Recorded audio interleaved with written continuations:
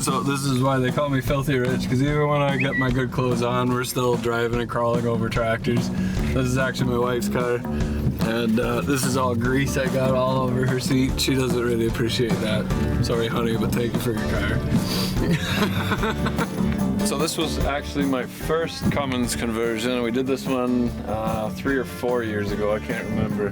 This is a 935 Versatile, and it had a 902 in it, I believe. I forget what engine was in it, but it was a V8 diesel, and they stopped making parts for them a while back, so they threw a rod through the side, and the rest of the tractor was still decent. They still had some decent rubber on it back then. So we decided to put an 850 big cam Cummins in it from a concrete truck. So because we went to a 6-cylinder and it's a lot bigger, we did cut the frame, and we had the piece, we had to order in a special C channel that matched the original frame, and then we just stuck it in the middle. So we cut the whole front half of the tractor and shoved it ahead to make room for the engine, and then welded the piece in the middle. Actually, it looks pretty good for running a 3-4 years anyway. They got a little oil leak coming out of the return hose off the turbo, but other than that, it's a pretty dry engine. Other side too. So we did the air breather used to be up on the top, and the exhaust used to be on the front. So we switched that around just because of the way the turbo was sitting, and we wanted to keep it kind of neat and make it look as professional as we could with a 30-year-old tractor. So we made all these mounts for it, of course.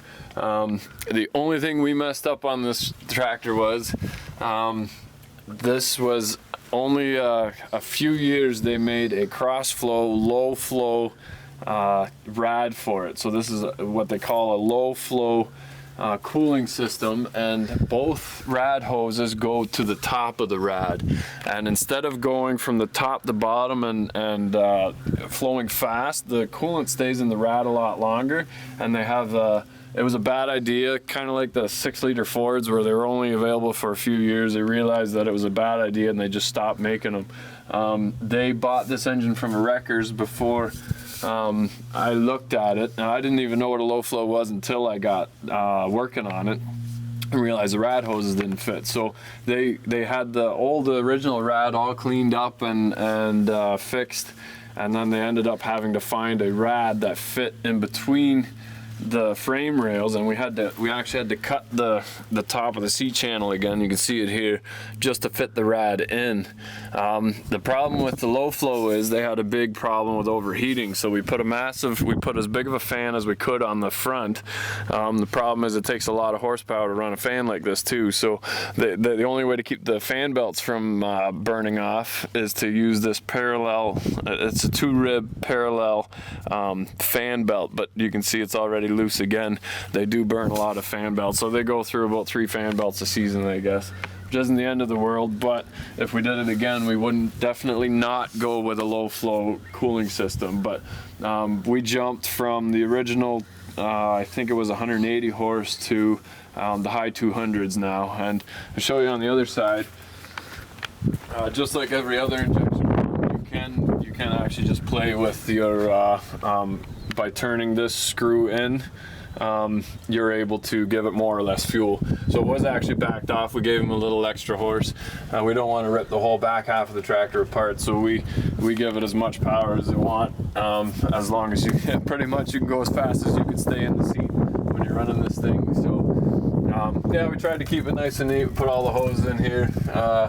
The culvert wasn't my idea to keep them from rubbing, but it works. Everything else, we tried to keep it nice and tidy, and I guess he's got a little leak on the bottom of his hydraulic pump on the side too. But we had to get all new sheet metal made up, so we had it bent in the same profile, and then we just painted it.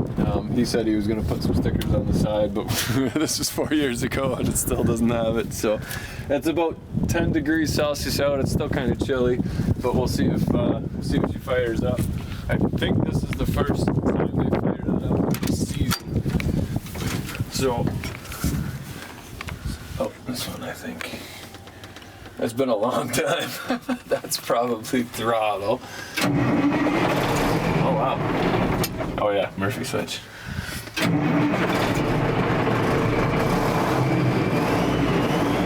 Oh, it still purrs like a kitten. Now the hood is nice and long. You can see all there. It was kind of tricky getting it to line up and look neat, so we did have to put quite a few bolts in it to make it line up nice. And when you're driving down the field, this is the view you get. Nice long nose, but pretty neat tractor, I think. The biggest problem with this tractor is the road gear is just terrible. I don't know what the top speed is, but it's nowhere near what you would like it to be.